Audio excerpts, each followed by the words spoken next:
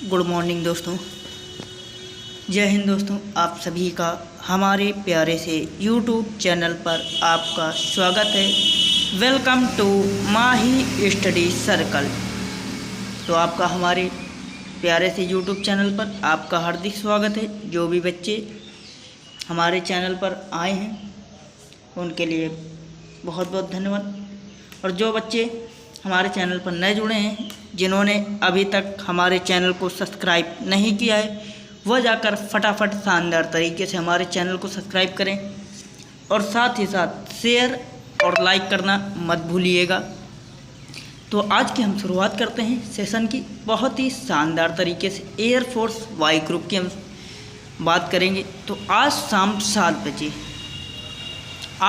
7 बजे आप लोग देखना ना भूलिए करंट अफेयर्स। तो आपके लिए हम शाम 7 बजे करंट अफेयर्स लेकर आएंगे, तो आप लोग शाम को करंट अफेयर्स देखना मत भूलिए।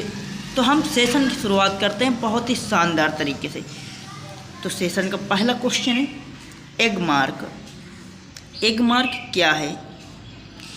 एग मार्क अंडा उत्पादन के लिए एक सहकारी संस्था होती है। नियंत्रित कृषि बाजार होता है। किसानों की सहकारी समिति होती है। पदार्थों की गुणवत्ता की गारंटी की मोहर होती है। एग मार्क एक ऐसी एग मार्क होती है, यानी कि मोहर है, वो पदार्थों के लिए गुणवत्ता की गारंटी की मोहर है। वो पदार्थ की क्वालिटी की गारंटी की मोहर है। तो हम नेक्स्ट क्वेश्चन बात करेंगे कार्बन का अपर रूप क्या है। तो आप लोग बताएंगे कार्बन का अपर रूप क्या है। कार्बन का सर्वाधिक कठोर अपर रूप क्या? हीरा है, ग्रेफाइट है, कोक है, काजल है। तो आप लोग इसका जवाब दीजिए। ये ग्रेफाइट है ना, ये इलेक्ट्रिसिटी कंडक्टर है। ग्रेफाइट जो है वो इलेक्ट्रिसिटी कंडक्टर है। तो कार्बन का कठोर रूप आप लोग बताएंगे क्या है?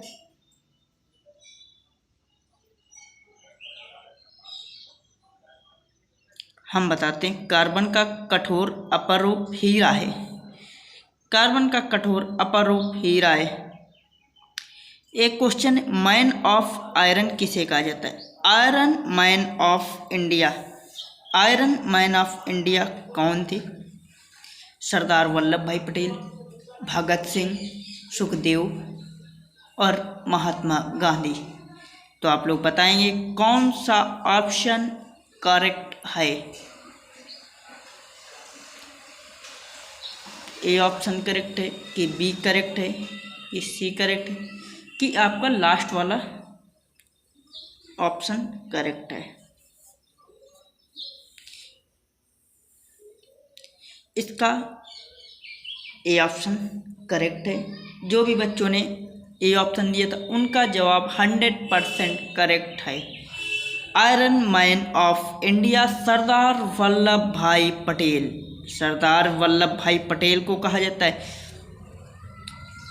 इन्होंने काफ़ी देश को, कश्मीर को, हैदराबाद को, ये सब अगर सरदार वल्लभ भाई पटेल इनको एक रियासतों में ना बांटते तो सरदार वल्लभ हैदराबाद, कश्मीर आज हमारे देश में ना होकर ये अलग कंट्री बन गए होते। तो इसीलिए इनकी बहुत ही एक से बढ़कर एक है, इनकी मिसालें हैं। तो आपको बताएंगे किसने, नेक्स्ट क्वेश्चन की बात करते हैं, किसने 2 पूर्ण अवधियों तक भारत के उपराष्ट्रपति का पद संभाला? तो इसमें हम आपको ऑप्शन भी देंगे। किसने 2 पूर्ण अवधियों तक भारत के उपराष्ट्रपति का पद संभाला? फर्स्ट ऑप्शन है सर्वपल्ली राधाकृष्णन। सेकंड ऑप्शन है वीडी जत्ती। थर्ड ऑप्शन है वीडी गिरी। 3 ही ऑप्शन हम आपको देंगे। तो आप लोग इसका बताएंगे। आप लोगों को इस क्वेश्चन को बिल्कुल पता ही होगा। इसका जवाब आप लोग बहुत ही शानदार तरीके से देंगे। इसका जो आंसर है सर्वपल्ली राधाकृष्णन। सर्वपल्ली राधाकृष्णन ने 2 पूर्ण अवधियों तक भारत के उपराष्ट्रपति का पद संभाला। 5 सितंबर को 5 सितंबर को हम लोग सभी लोग टीचर्स डे मनाते हैं। हम सभी लोग टीचर्स डे मनाते हैं, यानी कि सर्वपल्ली राधाकृष्णन जी का जन्मदिन ही माने या कुछ भी माने, लेकिन हम सभी लोग 5 सितंबर को टीचर्स डे मनाते हैं। हम लोग बताएंगे सौरमंडल का सबसे चमकीला ग्रह कौन सा है। तो सौरमंडल का सबसे चमकीला ग्रह फर्स्ट ऑप्शन है शुक्र, सेकंड ऑप्शन बुध, थर्ड ऑप्शन बृहस्पति, फोर्थ ऑप्शन है यूरेनस। लोग इसका जवाब बताएंगे सौरमंडल का सबसे चमकीला ग्रह कौन सा है। तो हमने आपको ऑप्शन भी दे दिए हैं, लेकिन ये क्वेश्चन को हमने पहले ही इसका जवाब बता दिया था। शुक्र ग्रह सौरमंडल का सबसे चमकीला ग्रह। इसी को आपसे पूछ सकता है इवनिंग स्टार क्या है, मॉर्निंग स्टार क्या है। तो इवनिंग और मॉर्निंग स्टार भी शुक्र ग्रह ही है। तो आपसे हम एक क्वेश्चन की बात करते हैं। इसरो की स्थापना कब हुई। 1969 में इसरो की स्थापना हुई। अगर आपसे ऑप्शन भी पूछे अगर देगा एग्जाम में तो कैसे देगा ये हम बताते हैं। आपसे देगा 1967, 1965, 1972, 1969, कुछ इस प्रकार से आपसे ऑप्शन देकर भी आपसे पूछ सकता है कि इसरो की स्थापना कब हुई। लेकिन आपको याद रखना है कि इसरो की स्थापना 1969 में हुई थी। 1 सेंटीमीटर व्यास वाली 8 सेंटीमीटर लंबी तांबे की एक छड़ को एक समान मोटाई वाले 18 मीटर लंबे तार के रूप में खींचा जाता है। तार की मोटाई लगभग क्या होगी। तो आपसे तार की मोटाई की बात कर रहा है, तो इसका व्यास दिया गया है 1 सेंटीमीटर। व्यास को हम डायमीटर भी कहते हैं। तो डायमीटर कहें या व्यास कहें तो 1 सेंटीमीटर, तो r बराबर 1/2 सेंटीमीटर।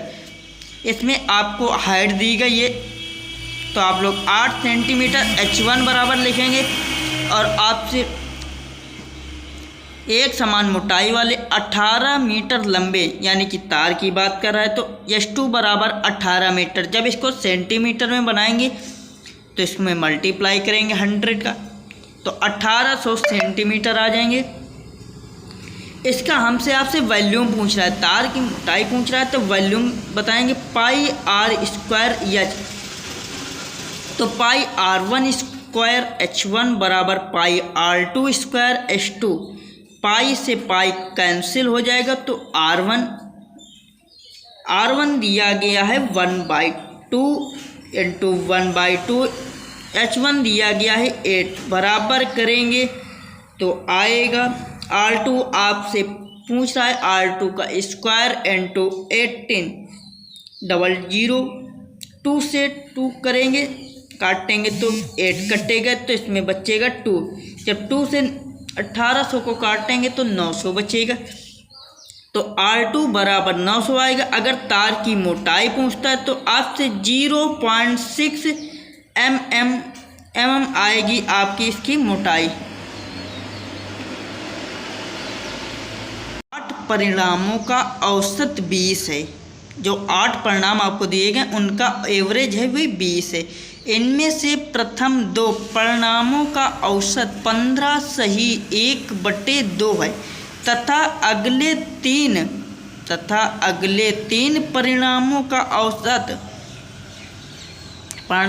औसत 2 सही 1/3 है। यदि छठा परिणाम 7वें से 4 कम है तथा 8वें से 7 कम हो तो अंतिम परिणाम क्या होगा।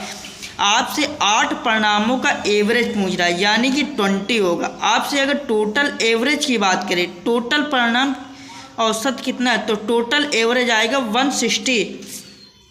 तो आपसे पूछ रहा है प्रथम 2 यानी कि 1 और 2 के परिणामों का औसत पूछ रहा है, तो 15 सही 1/2 इंटू 2 करेंगे तो 31 आएगा पहले और दूसरे का परिणाम। आपसे 3 परिणामों का औसत पूछ रहा है, 3 4 5 लेंगे तो इनका औसत बता रहा है 21 सही 1/3, यानी कि 3 परिणाम की बात कर रहा है तो 3 का मल्टीप्लाई भी कराएंगे सॉरी 64/3 इंटू 3 से 3 कट जाएगा तो 64 आएगा। आपसे छठा परिणाम, यदि छठा परिणाम 7वें से 4 कम है, छठा परिणाम यानी कि 1 कम है तो 6 - x कर देंगे, और 7वें से 4 कम, 7 में x + 4 कर देंगे यानी कि 7 में से 4 कम कर देंगे। 8वें परिणाम से 7 कम है तो 8वें परिणाम में हम 7 कम कर देंगे। 8 - x + 7, 8 परिणाम में 7 कम है। x + 4 + x + 7 + 31 + 64, ये 160 के बराबर। 3x + 106 बराबर 160, 3x बराबर 54 तो x बराबर 18। तो आपसे x + 7 18 + 7 बराबर 25। आपसे अंतिम परिणाम की बात कर रहा था तो आपने अंतिम परिणाम निकाला x + 7, x + 7 आप करेंगे अंतिम परिणाम 18 + 7 बराबर 25 आएगा। यही आपका आखिरी परिणाम है। आपको हम एक क्वेश्चन करते हैं। राजीव को एक परीक्षा में 175 अंक मिले, 175 अंक मिले और वह 35 अंकों से फेल हो गया। परीक्षा का उत्तीर्ण प्रतिशत 35 है तो परीक्षा के अधिकतम अंक कितने हैं? यह क्वेश्चन बहुत ही बेहद इम्पॉर्टेंट क्वेश्चन है। देखो, राजीव को 175 अंक मिले हैं, राजीव को 175 अंक मिले। अगर इसको 35 अंक और मिल जाते, अगर इसको 35 अंक और मिल जाते तो ये पास हो जाता, क्योंकि राजीव फेल हो गया है। 175 अंक मिले थे और वो 35 अंकों से फेल हो गया, तो राजीव को पास होने के लिए 35 अंक और चाहिए। 175 में अगर 35 को ऐड करेंगे तो ये राजीव पास हो जाएगा। यानी कि जो पासिंग मार्क निकल कर आ रहा है वो 35%। 35% बराबर 175 + 35, 35% बराबर 210 आता है। तो 1% की वैल्यू आएगी 6। जब 1% की वैल्यू आप 6 निकालेंगे तो आपसे जो भी परसेंटेज पूछेगा वो 100 में पूछेगा, यानी कि 100% की वैल्यू पूछेगा तो 100% में 600 आएगा। 600 मार्क हैं तो परीक्षा के अधिकतम अंक कितने, यानी कि परीक्षा के जो अधिकतम अंक है, सबसे अधिक अंक है वो 600 हैं। तो आपको ये बात समझ में आ गई होगी। किसी गोले की त्रिज्या 4% बढ़ा दी जाए, अगर किसी गोले की त्रिज्या को 4% इंक्रीज किया जाता है, इसके क्षेत्रफल में कितनी वृद्धि होगी? अब सर्कल होता है πr²।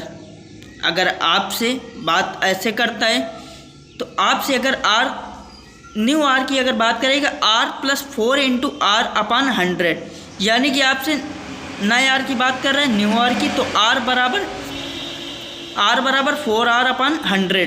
तो इसको जब करेंगे तो 105r/100, यानी कि आपसे जो नया एरिया निकल के आया है पाई कोष्टक के अंदर 105r/100²। अगर आप क्वेश्चन को इस तरीके से करेंगे तो आपका लेंदी प्रोसेस होगा, आंसर तो आएगा, लेकिन आपको हम एक बहुत ही सिंपल से साधारण सी ट्रिक बताएंगे, आप उससे कीजिए, आपको आंसर भी बहुत ही जल्दी आए। क्योंकि आपसे एग्जाम में लेंदी प्रोसेस नहीं पूछता है, आपसे आप कितनी जल्दी आंसर का जवाब दे सकते हैं वो आपके मायने रखता है। आप अगर एक क्वेश्चन का जवाब 10 मिनट में देते हैं तो यानी कि आपके काफ़ी क्वेश्चन चले गए, तो इससे कोई मतलब नहीं रहता है। एग्जाम में आपको 1 मिनट का अगर समय मिलता है तो आप उसको 30 सेकंड में करने का प्रयास कीजिए। तो आपको हम लेंदी प्रोसेस नहीं बताएंगे, आपको हम ट्रिक के साथ बताते हैं। एरिया होता है πr², तो डेल्टा r बराबर आपसे दिया गया है 4%, तो डेल्टा a बराबर r², तो डेल्टा a अपॉन a करेंगे तो 2 × डेल्टा r/r करेंगे, तो डेल्टा a का परसेंटेज जो निकल के आएगा 2 × 4 यानी कि 8% आएगा। अब देखिए, ये तरीका आसान था कि इससे पहले वाला तरीका आसान था, यह आपको बिल्कुल आसान तरीके से हमने बताया है। ए प्लस बी बराबर अगर आपको 5 दिया गया है, ए बी बराबर 6, तो ए क्यूब प्लस बी क्यूब की वैल्यू करें। ए प्लस बी को ऐसा करना है कि हमको 5 मिल जाए, ए बी का मल्टीप्लाई ऐसा करना है कि हमको 6 मिल जाए। यानी कि ए की वैल्यू अगर हम क्या लें या बी की वैल्यू क्या लें, हमको 5 मिल जाए और उनका मल्टीप्लाई कराएं तो 6 मिल जाए। अगर ए की वैल्यू हम 3 लिखते हैं या 2 लिखते हैं और बी की वैल्यू अगर 3 लिखते हैं तो ये देखिए ए प्लस बी करते हैं, 2 प्लस 3 बराबर 5 आया। ए बी का मल्टीप्लाई कराते हैं, 2 इंटू 3 बराबर 6। ए क्यूब और बी क्यूब की वैल्यू पूछ रहा है तो ए क्यूब प्लस बी क्यूब, 2 का क्यूब प्लस 3 का क्यूब यानी कि 8 प्लस 27 बराबर 35। ए क्यूब प्लस बी क्यूब की जो वैल्यू आई है वो 35 है। आप इसको फार्मूले के हिसाब से भी कर सकते हैं, लेकिन इससे कोई मतलब नहीं है, आपको लेंदी प्रोसेस नहीं, बिल्कुल आसान तरीके से बताएंगे। एक व्यक्ति अपनी सामान्य चाल के 3/4 भाग से चलता है तो वह 25 मिनट ऑफिस देर से पहुंचता है। उसके ऑफिस पहुंचने के समय सामान्य समय क्या है? एक व्यक्ति है, वो अपनी सामान्य चाल के 3/4 भाग से चलता है, यानी कि जो उसकी सामान्य चाल थी उसके 3/4 भाग से चलता है, तो 25 मिनट वे देर से पहुंचता है। 25 मिनट देर से पहुंचता है। उसके ऑफिस पहुंचने का सामान्य समय क्या है? आपसे अगर पहले वो टी समय था, उसकी स्पीड जो थी 3/4 स्पीड से, अगर टी बराबर 3/4 तो यानी 40/3। अगर वो पहले वाली में घटा दें 40 - 3 - टी बराबर 25, तो t/3 बराबर 25, टी बराबर आएगा 75 मिनट, यानी कि जो उसका सामान्य समय था वो 75 मिनट था और उसके ऑफिस पहुंचने का। सामान्य अनुपात के 2 लंबवृत्तीय बेलनों की ऊंचाइयों का अनुपात 1:2 है। उनके अर्धवृत्तों का व्यास क्या है? यानी कि आपसे सिलेंडर की वॉल्यूम पूछा है। सिलेंडर का वॉल्यूम होता है V बराबर πr²h। तो आपसे H1 अपान रेशियो दिए गए तो इसको मानेंगे H1 अपान H2 बराबर 1/2। यानी कि आपसे 2 लंबवृत्तीय बेलनों की बात कर रहा है, तो यानी कि जो समान लंबवृत्तीय बेलनों की बात करता है तो V1 बराबर V2 होगा। आपसे V1 πr1² H1 πr2² H2, पाई से पाई कैलकुलेट हो जाएगा। r1² इंटू H1 की वैल्यू 1 दी गई, r2² इंटू 2, r1² अपान r2² बराबर 2/n। तो r1 अपान r1 बराबर जब स्क्वायर हटाएंगे तो अंडर रूट में आएगा, अंडर रूट 2/1, यानी कि जो r1 रेशियो r2 आएगा अर्धवृत्तों का अनुपात, तो अंडर रूट 2 रेशियो 1 आएगा। तो हम एक क्वेश्चन बात करेंगे इसके, फिर हम चलेंगे रीजनिंग की ओर। इस क्वेश्चन के बाद, धातु की बनी एक गोलाकार गेंद की त्रिज्या 6 सेंटीमीटर है। इसे गलाकर 3 अन्य गोलाकार गेंदें बनाई जाती हैं। यदि इनमें से 2 गेंदों की त्रिज्या 3 सेंटीमीटर और 4 सेंटीमीटर, तीसरी गेंद का व्यास क्या होगा? यानी कि एक गोलाकार गेंद है, वह इसकी त्रिज्या 6 सेंटीमीटर। इस गेंद को हमने गला दिया और उससे हमने 3 नई गेंदें तैयार की। पहली और दूसरी गेंद की जो त्रिज्या थी वो 3 और 4 सेंटीमीटर थी। तो यानी कि जो आखिरी यानी कि तीसरी गेंद बची तो उसकी त्रिज्या क्या होगी? यही आपसे क्वेश्चन पूछ रहा है। गोले का वॉल्यूम पूछ रहा है तो 4/3, V बराबर 4/3 अपन πr3, यानी कि आपसे V व्यास पूछ रहा है तो V बड़े वाले का VB बराबर V1 + V2 + V3, यानी कि आपसे ऐसे करेंगे तो B की बड़े वाले गेंद की जो त्रिज्या वो 6 है, 4/3 पाई 6 का क्यूब बराबर 4/3 पाई 3 का क्यूब करेंगे प्लस 4/3 पाई प्लस 4 का क्यूब। आपसे तीसरे वाले की त्रिज्या पूछ रहा है। ये पहले वाले की त्रिज्या 3 हो गई, दूसरे वाले की 4, तीसरे वाले की आपसे पूछता है तो इसको हम यक्स मान लेंगे। 4/3 पाई यक्स क्यूब, 4/3 से 4/3 पाई से 4/3 पाई दोनों तरफ कट गया, तो 6 का क्यूब बराबर 3 का क्यूब प्लस 4 का क्यूब प्लस यक्स क्यूब। 6 का क्यूब होता है 216 बराबर 3 का क्यूब 27 प्लस 4 का क्यूब 64 प्लस यक्स क्यूब। 216 - 91 बराबर यक्स क्यूब, 125 बराबर यक्स क्यूब, यक्स बराबर 5 आएगा। यानी कि B3 की बात कर रहे हैं तो इसमें 2 का मल्टीप्लाई करेंगे तो 5 × 2 बराबर r³, 5 × 2 बराबर 10 सेंटीमीटर। अगर आपको इसको आसान तरीके से निकालना है, अगर आपसे यही पूछता है, त्रिज्या पूछता है, आपसे r3 निकालना हो तो आपके लिए फार्मूला है एक ट्रिक है, आप उस ट्रिक से लगा सकते हैं, V प्रोपोर्शनल टू r³। ये देखिए V प्रोपोर्शनल टू r³, तो r³ तो आपसे बड़े वाले का निकालना है तो आपसे r3 की वैल्यू को चला r बड़े वाले का क्यूब प्लस r1 का क्यूब प्लस r2 का क्यूब प्लस r3 का क्यूब। आप इससे बहुत आसान तरीके से निकाल सकते हैं। अगर आपको निकालना है तो आप निकाल सकते हैं। अगर इसका आप लोग जवाब भी देना चाहते हैं तो आप हमारे कमेंट सेक्शन में दीजिएगा,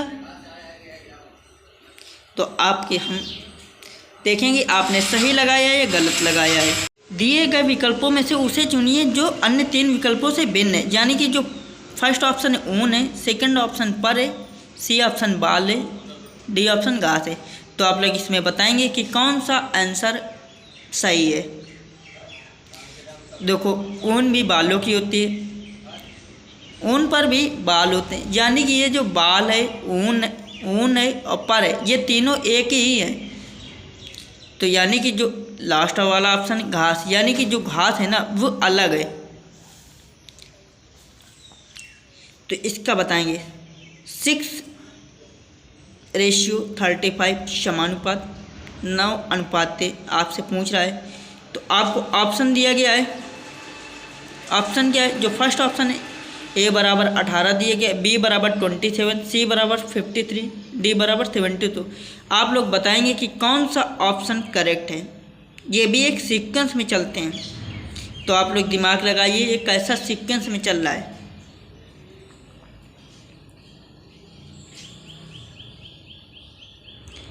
ये एक सीक्वेंस में देखिए कैसे सीक्वेंस में चल रहा है। ये अगर 6 का स्क्वायर 36 आता है, माइनस का 1 करेंगे तो 35 आएगा। 9 का स्क्वायर करेंगे,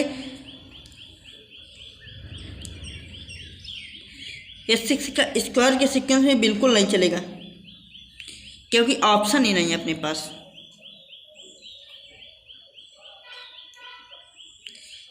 तो एक इसके लिए केवल एक ट्रिक है हमारे पास।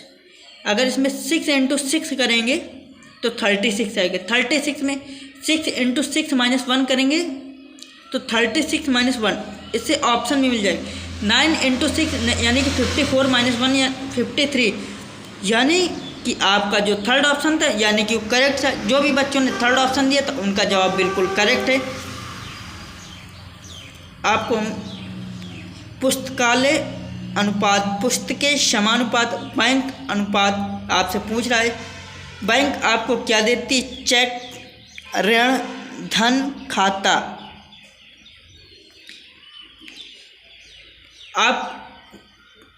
आपको बैंक देती क्या है?